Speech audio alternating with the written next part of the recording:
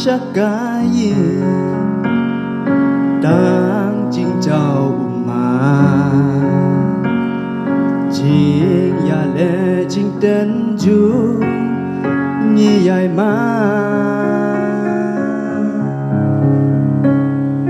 nhím ya long su cao về ban sakri yuble là đêm rau đã rong pho berthe đến kisni ki bai khát đồ em vắt ngầu pla yi kristan ki khamba ya sầu ha ban duai la nang ring xoan ha la yin ba le kun sam la ki phet ngai nu ble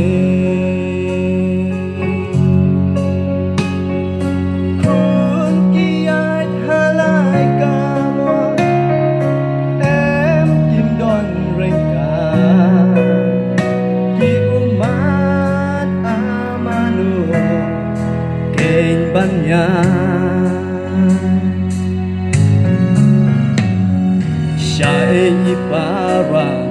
bagian men jongi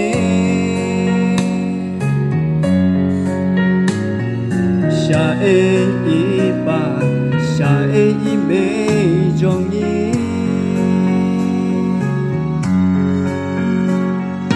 Khi đón em hát chát cả đi na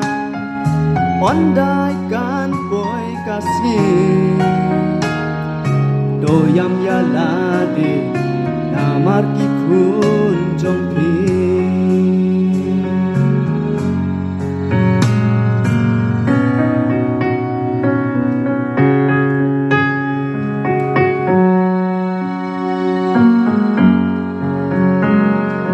Ying krisan ki long nong we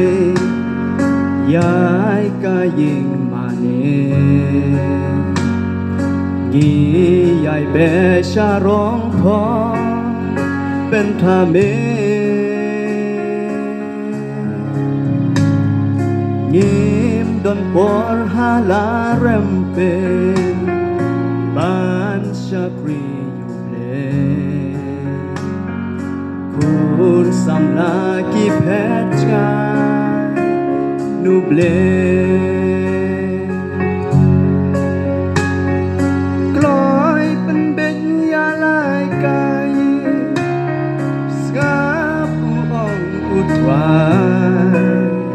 Shaying mane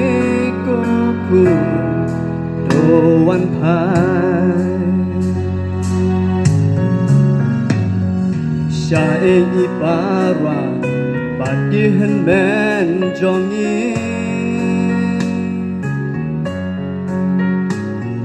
Shaying me jongi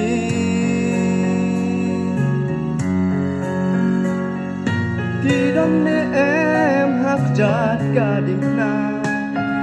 on đai can bôi ca si Doyam ya la de namar ki khun trong phi